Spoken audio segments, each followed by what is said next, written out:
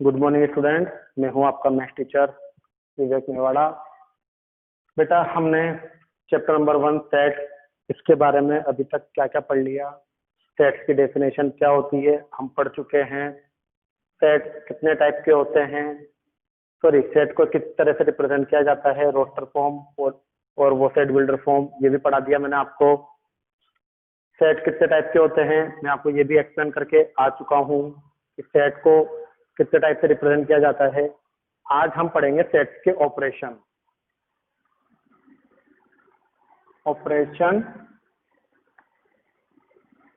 On set, operation on set. तो set के अंदर आपके दो तरह के ऑपरेशन चलते हैं। पहला होता है यूनियन। यूनियन को यू से रिप्रेजेंट किया जाता है, कैपिटल यू। यूनियन को यू से रिप्रेजेंट किया जाता है।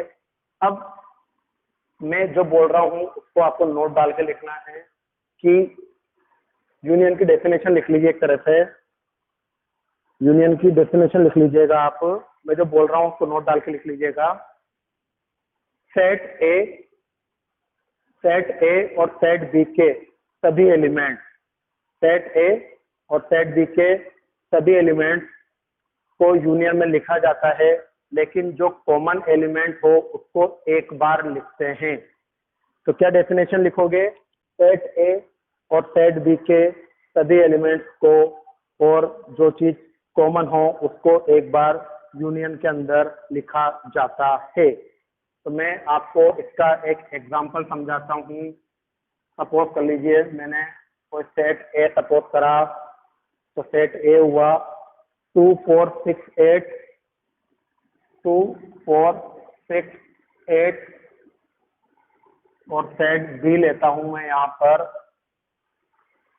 6 8 10 12, 6 8 10 12 और आपको बोला है कि इसका यूनियन निकालिए।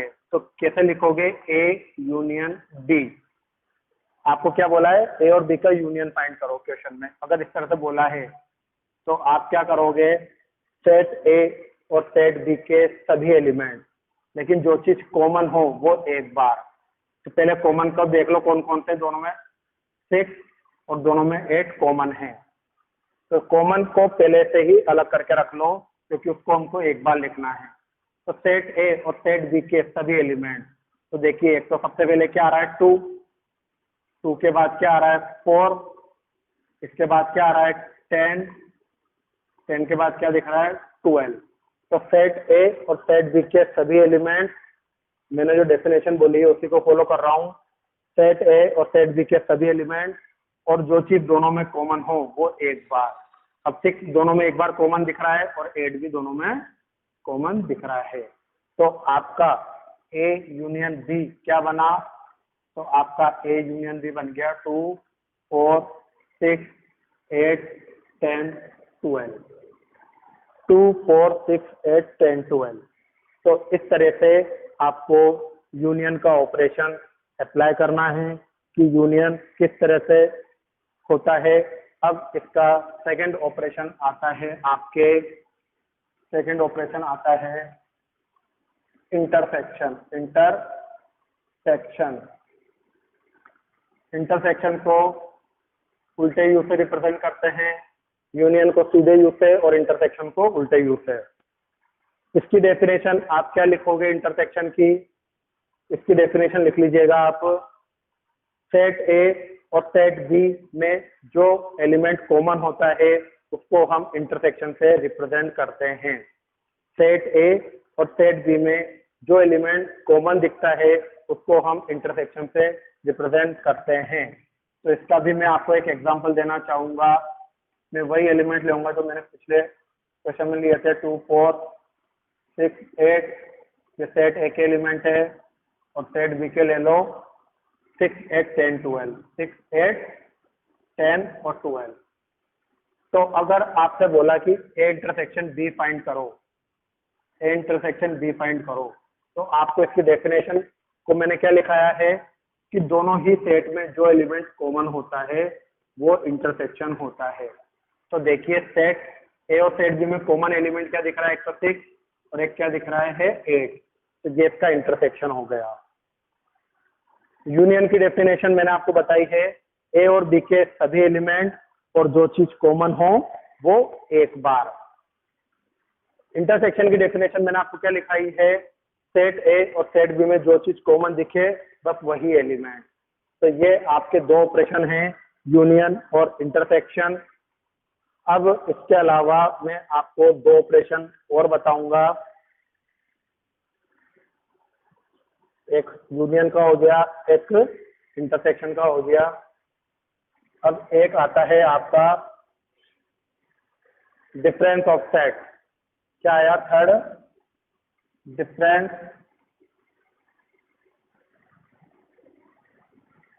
Of set.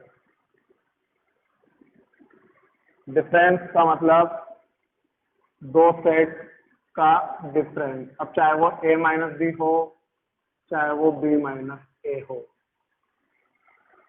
चाहे वो a माइनस बी हो, चाहे वो b माइनस ए हो, तो आप डिफरेंस ऑफ ए सेट में कुछ भी लिख सकते हो। क्वेश्चन पे डिपेंड करता है कि वो आपसे किसका डिफरेंस पूछ रहा है। a माइनस बी का डिफरेंस पूछ रहा है कि b माइनस ए का डिफरेंस पूछ रहा है, वो बकायदा क्वेश्चन में लिखा हुआ आता है। आपको तो सेट ए और सेट बी की वैल्यू गिवन देती है और फिर उस पर डिपेंड करता है कि वो आपसे क्या पूछता है। जैसे मैं यहाँ पर एक एग्जांपल लेता हूँ, ए बराबर ले लिया 3 6 9 12, 3 6 9 12, 3 6 9 12, 15 18 21, 15 18 21 और सेट बी के मैंने एलिमेंट्स ले लिए 6 9 12 21, 6 9 12 21। तो जैसे कि आपसे एक क्वेश्चन पूछा कि a माइनस बी की वैल्यू बताओ क्या होगी, डिफरेंस। इस तरह से क्वेश्चन है, लेकिन क्वेश्चन को लिखने से पहले मैं आपको एक डेफिनेशन बोल रहा हूं, आपको उस डेफिनेशन को लिखना है। डेफिनेशन में लिखिएगा आप सेट बी के हर एक एलिमेंट को सेट ए में से हटाने पर, सेट बी के हर एक एलिमेंट को सेट ए से हटाने पर जो नंबर बचते हैं वो हमारा डिफरेंस कहलाता है। सेट बी के हर एक एलिमेंट में से हर एक एलिमेंट को सेट ए में से हटाने पर जो नंबर बचता है वो हमारा डिफरेंस कहलाता है। तो ये डेफिनेशन लिखने के बाद अब इस डेफिनेशन का मतलब समझिए। आपसे क्वेश्चन में पूछा है a माइनस बी की वैल्यू बताओ, तो आपको क्या करना होगा, ए है पहले तो सेट ए के सभी एलिमेंट लिख लीजिए, 3 6 9 12 15 18 21। माइनस लग रहा है कि सेट बी के एलिमेंट लिखो 6 9 12 21। अब डिफरेंस के क्वेश्चन को कैसे फाइंड करते हैं बेटा, फिर से ध्यान देना, जो मैंने डेफिनेशन लिखी है अगर वो डेफिनेशन अगर कोई बात नहीं क्लियर नहीं है तो तरीका देख लीजिए आप। सेट बी के एलिमेंट, अब जैसे सेट बी का फर्स्ट एलिमेंट देखा 6, तो आपको यहाँ पे 6 को हटा देना है, पीछे देखना है, पीछे वाले एलिमेंट को देखना है और आगे वाले में से हटाना है। यहाँ देखा अगला एलिमेंट 9, तो यहाँ से आपको 9 को हटा देना है। अगला देखा आपने 12, तो 12 को यहाँ से हटा दो। अगला देखा 21, तो 21 को यहाँ से हटा दिया। तो अब सेट ए के जो बाकी के बचे एलिमेंट हैं, अब आपको सेट ए के बाकी के कौन कौन से एलिमेंट बचे, 3 15 और 18, तो ये आपका डिफरेंस ऑफ ए सेट हो गया। क्लियर है स्टूडेंट, ये आपका डिफरेंस ऑफ ए सेट, मतलब आगे की तरफ जो एलिमेंट बचेंगे वो हमारा आंसर होगा। तो आगे की तरफ कौन कौन से एलिमेंट बच रहे हैं, एक तो 3 बच रहा है, एक 15 बच रहा है और एक 18 बच रहा है। तो इस तरीके से अभी तो a माइनस बी बोला है, जरूरी नहीं है वो आपसे a माइनस बी पूछे, क्वेश्चन घुमा कर भी आ सकता है, वो बोल दे आपसे b माइनस ए की वैल्यू बताओ। तो क्या हो गया, अब पहले कौन सा सेट दिख रहा है, b, तो 3 6 9 12 21। अब पीछे क्या दिखा? ए 3 6 9 12 15 81 21। तो देखिए 3 देखा, इधर है नहीं 3 के बाद अगला देगा 6, तो ये 6 यहाँ से कट गया। 9 देखा, 9 यहाँ से कट गया। 12 देखा, ये 12 यहाँ से कट गया। 15 है नहीं काटोगे। 18 भी नहीं दिख रहा, नहीं काटोगे। अगला क्या देखा? 21, तो ये कट गया। तो आपका B माइनस ए। अब देखिए मैंने आपको हमेशा क्या बोला, फर्स्ट वाले सेट का ही आंसर लेना है। तो फर्स्ट वाले सेट में कोई एलिमेंट बच रहा है? नहीं बच पा रहा ना। तो फर्स्ट वाले सेट में अगर कोई सा भी एलिमेंट नहीं है, तो मैंने अगर आपको पता हो तो एक आपको स्टार्टिंग में टाइप्स ऑफ सेट पढ़ाया था, नल सेट। नल सेट का मतलब एक ऐसा सेट जिसमें कोई भी एलिमेंट ना हो।